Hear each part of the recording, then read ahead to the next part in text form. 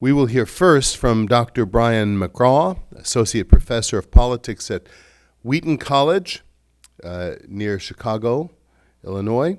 He has taught previously at the University of Georgia, Pepperdine University, and the University of Notre Dame. He holds a PhD in political science from Harvard University. We'll give you absolution later for that. And is the author of Faith in Politics, Religion and Liberal Political Thought from Cambridge University Press.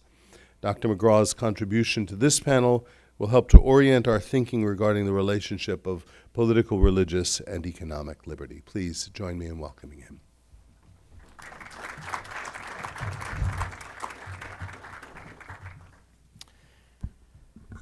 Well, suppose there's something we might call the liberal settlement, a more or less stable set of interlocking social, political, and economic commitments that favor free markets, individual liberties, and democratic constitutionalism. In 1991, Francis Fukuyama famously published an article and then book entitled The End of History, arguing that the historical contest among different ways of organizing our social, political, and economic lives had come to a close, and that something like this liberal settlement had triumphed more or less permanently. Flush with communism's collapse in Eastern Europe and the spread of democracy across large swaths of the globe, it's easy to see why Fukuyama and many others might have been so confident. But to exhibit such confidence today is seemingly to swim against the tide.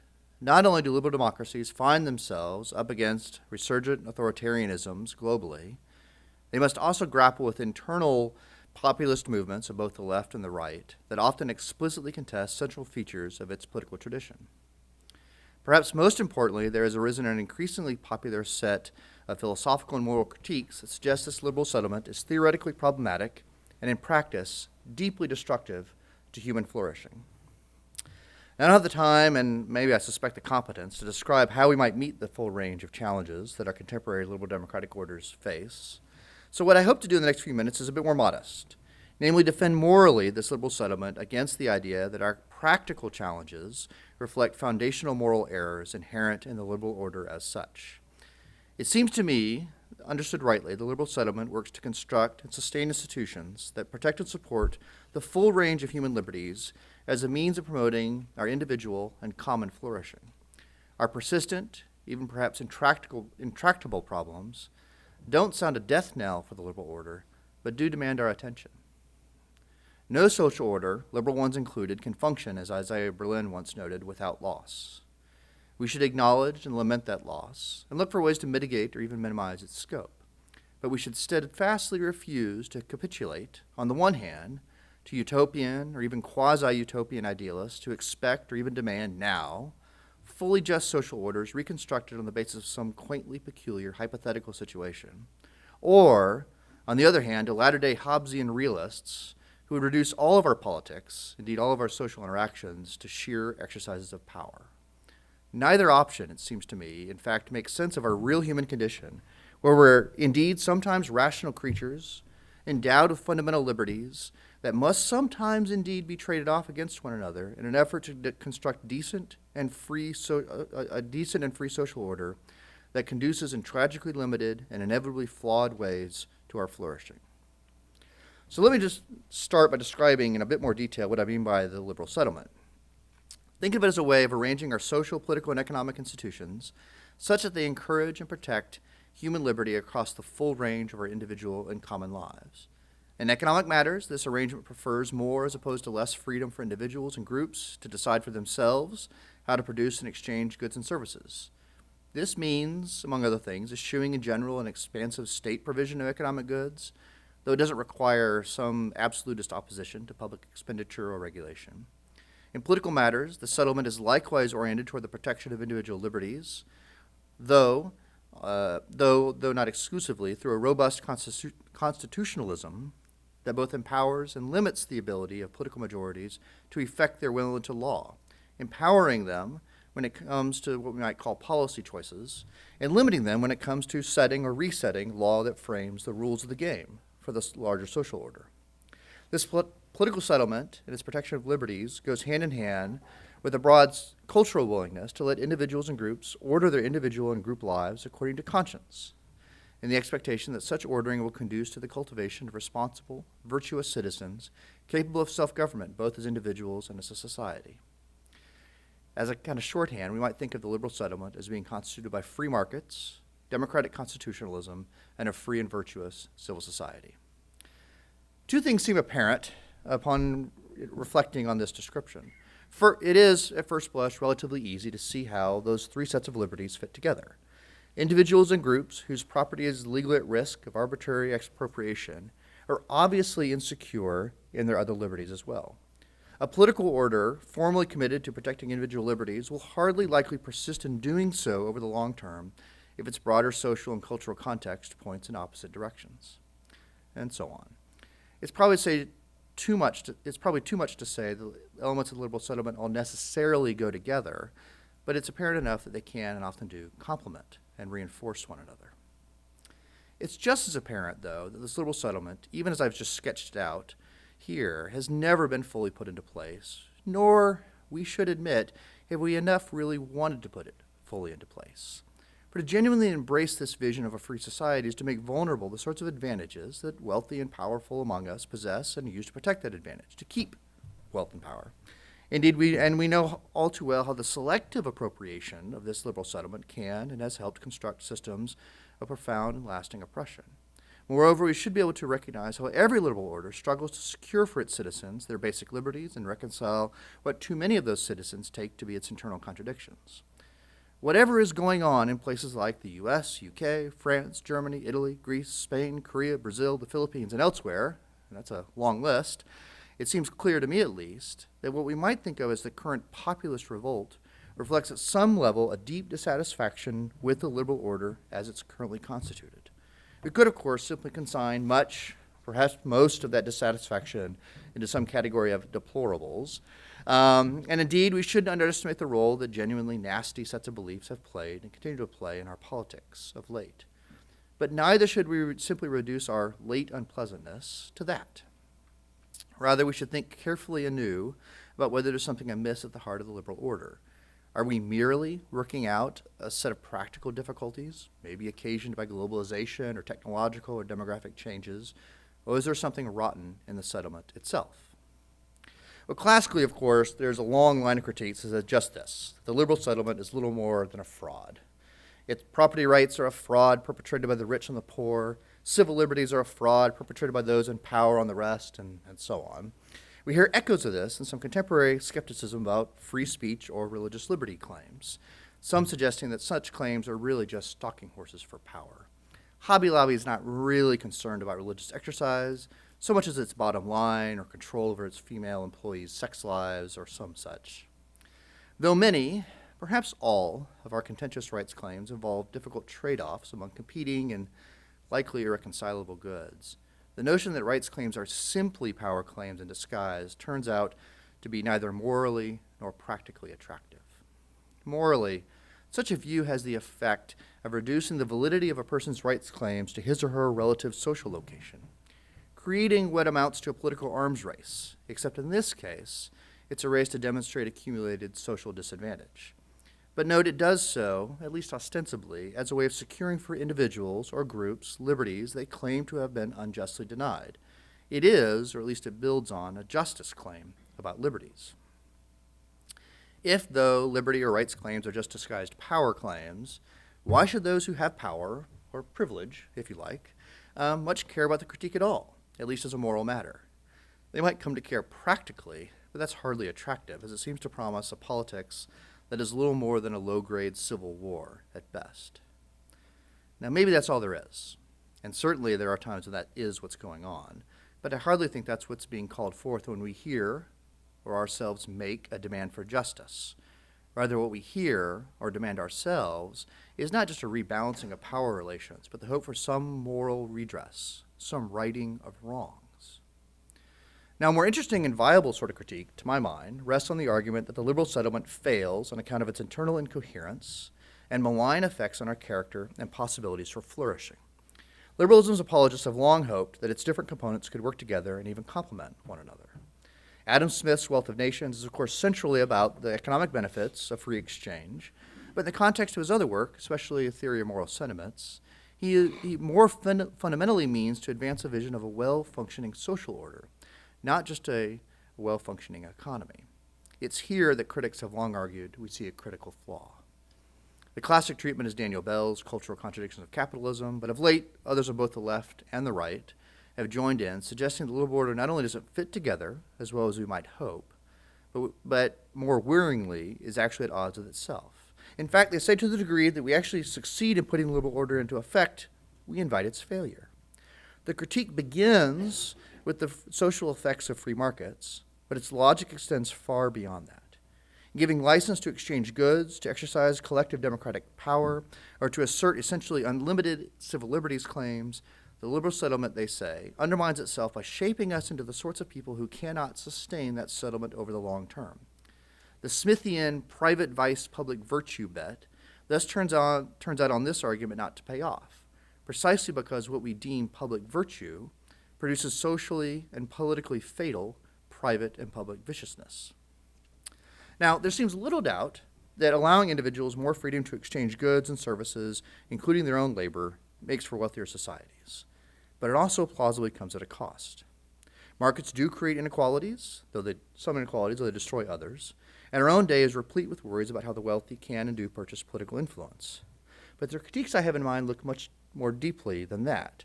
Politically, as Patrick Deneen has said in a number of places, the marketization of everything has a pernicious effect of making everything about the market. He notes that the overblown reaction to a few states' attempts to craft state-level religious freedom restoration acts was successful not because citizens and legislators deliberated together and decided they were unnecessary to the common good. Rather, they were defeated by corporate power.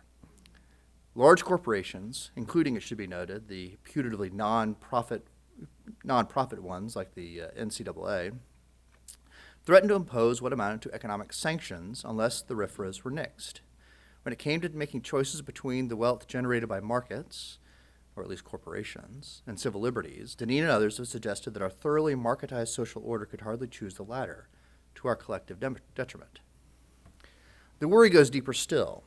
I often ask my students in my Introduction to Political Philosophy course if they know anyone who's turned down a great job or significant promotion because it would have meant leaving behind family, church, or community. Rare is the day one of them says yes. More often, they would stare at me with deeply puzzled looks, more deeply than normal, their puzzled looks. Why wouldn't someone move across the country for a good job or a promotion? The deeper worry here is just that markets will remake all of our politics, but they will remake all of us into little more than market actors all the time, which is bad for us and maybe even bad for markets themselves. If economics teaches you anything, it teaches you there are no free lunches, that we all have to make trade-offs in how we spend our time, money, attention, and so on. But to the degree we think of our whole lives in market terms, the worry goes, then we don't just become skilled at recognizing and making trade-offs. We become skilled at defining those trade-offs solely in economic terms. We come, in other words, to recognize that everything has a price, but forget that money isn't the only currency we deal in. Now, defenders of the liberal order have long understood this worry. Michael Novak, for instance, insisted that markets would work well only provided they were embedded in a legal and cultural context that cultivated in us virtues necessary to make them work well, to keep markets in their place, so to speak. Indeed, to the degree they become solely market actors, we may become bad for markets. For markets are not self-regulating, but rely on actors with requisite virtues to make them work well. If one's only criteria for making decisions is pecuniary gain, what won't you be willing to do or pay others to do? If we cannot trust one another, precisely because we are not trustworthy, markets will not succeed. We've long understood this. Now, no doubt those on both the left and the right who evince serious doubts about the wisdom of free markets might feel a bit cheered at the recounting of the above Jeremiad. But very few of us, I think, can get especially comfortable.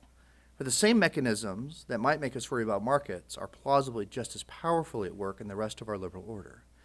Democratic constitutionalism asks us to thread the legal and political needle of recognizing what sorts of questions are properly the domain of ordinary political deliberation and legislative decision-making, and which are the sorts of constitutional rules of the game that should be altered only with great care.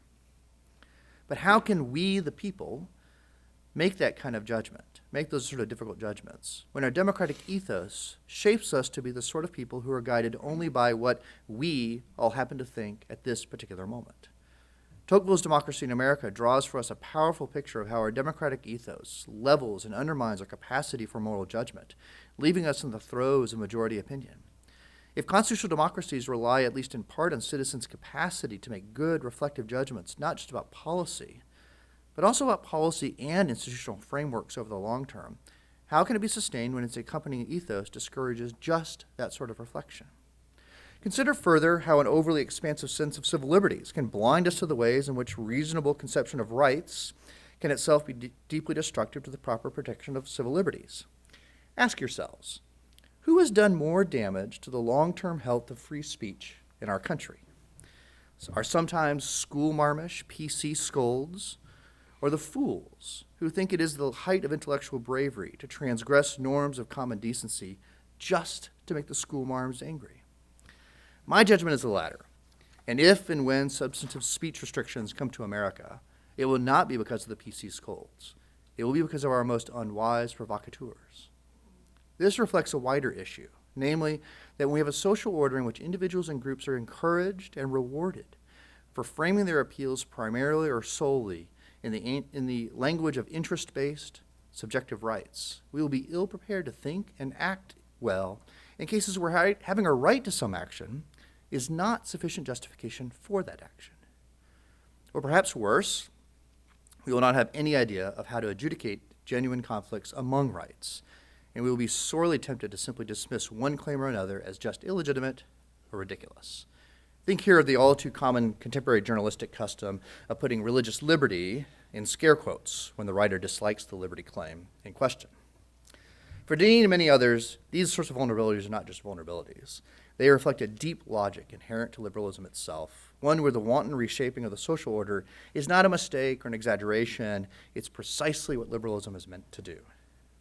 For liberalism's critics, it is premised on and designed to reshape us into the sorts of persons who are related to one another only through market exchange on the one hand and some kind of subjectively defined rights-based politics superintended by a sometimes gentle bureaucracy on the other. Our late troubles on this account are not just late troubles, but incidents emblematic of deeper, maybe fundamental problems with the liberal order itself. So is it really so condemned? Is the liberal settlement so condemned? I don't think so, at least not for the most part. First, while we shouldn't minimize the problems facing liberal democratic polities, it's all too easy to let ourselves be caught up in a kind of crisis mentality and miss the ways in which this settlement has been tremendously successful. Liberalized global markets have helped lift, quite literally, hundreds of millions of people out of the worst sort of grinding poverty over the last couple of decades. Liberal political orders are vastly superior than any plausible extant alternative in regard to the rule of law and protection of basic liberties, so on. It seems a bit fashionable these days to suggest that liberal orders are on their last legs, and perhaps that's so, but they have proven remarkably adaptive and a good bit more enduring than many of their quite persistent and historical critics have supposed. Still, we shouldn't underestimate the challenges these orders face and the power of the theoretical critique. The power of that critique rests in part in the way that many of liberalism's defenders themselves understand it. The liberal settlement is all too often been pitched as merely a framework within which radically diverse individuals can pursue their own good their own way. Think here John Stuart Mill. There's something right about that. Liberal orders are indeed pluralist, but we all too often then conclude that every way of life, every institution, every practice can be redescribed and reconstructed in just those terms. Once everything becomes a matter of choice and individual and only individual self-interest, then everything can be understood and legislated and adjudicated in those terms. And when ways of life, institutions, and practices resist being redescribed in that way, we are tempted to write them off as untoward, old-fashioned, and immoral, and make it difficult for them to persist, never mind thrive. We expect, somewhat ironically, that to the degree that our minimalist redescription of life in terms of choice and self-interest works, it will work such that we can capture the full variety of human life within its terms and only within its terms. In other words, we all too often embrace a commitment to a radical sort of subjectivist individual autonomy, usually congratulating ourselves on our toleration, and simultaneously expect that autonomy framework to describe and govern our social, political, and economic orders without remainder. And I understood this way, liberalism might plausibly thought to fail, or at least be a lot less attractive.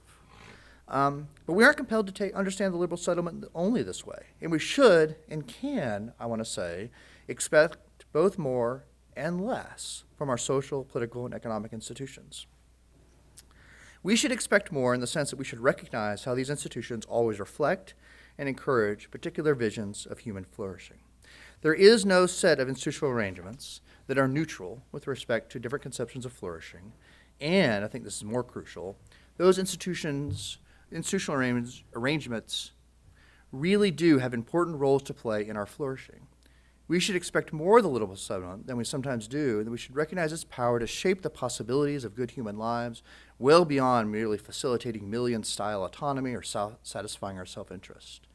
We should be more upfront about what happens in our political deliberations. Namely, that our debates aren't always merely technical ones about the means to common ends, but sometimes about the ends themselves. That is, they're about what it means to flourish as human beings and how our institutional arrangements can and assist to that flourishing. This will, critics might worry, make our politics more difficult and our public deliberations more contentious and messy. And perhaps that's so.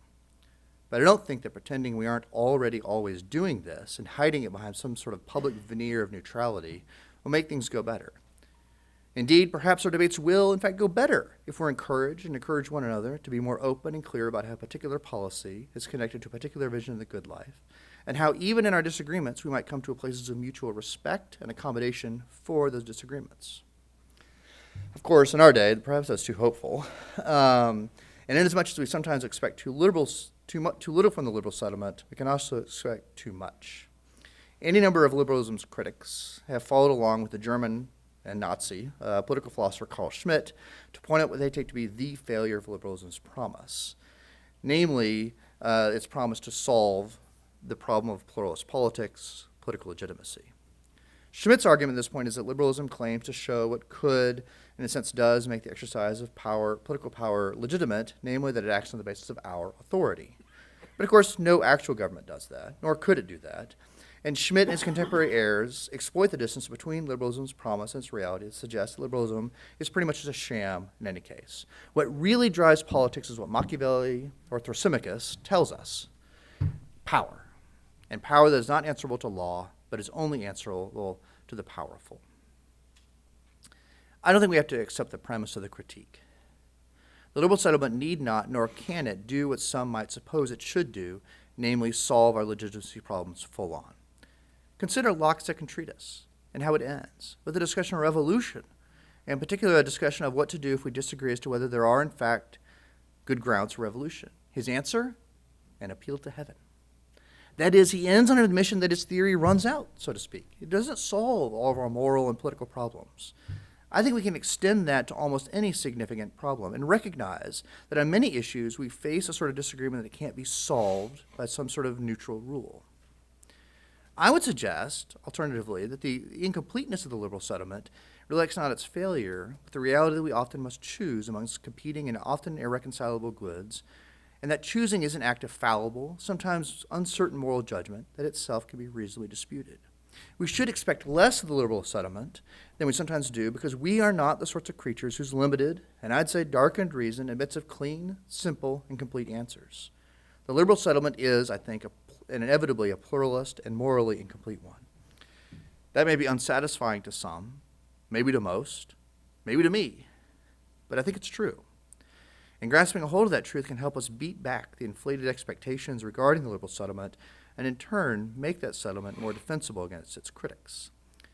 The upshot here is that liberal settlement's critics are often correct and its defenders complicit in its failures. But its defects are not chiefly in its primary inclination to protect liberties or even its basic institutional arrangements. Rather, its chief defects lie in our popular disinclination to make human flourishing those institutions' central goal, while simultaneously attempting to redescribe all our practices only in terms of the thinnest conception of human good, individual choice and self-interest. If, however, we could recapture a sense of what we do in politics, economics, and all our social practices is intimately related to our well-being, both individual and collective, we might have a better shot at deliberating together well about the promise and limits of the liberal settlement, maybe making it more modest, more stable, and more in keeping with who we are as human beings. Thank you.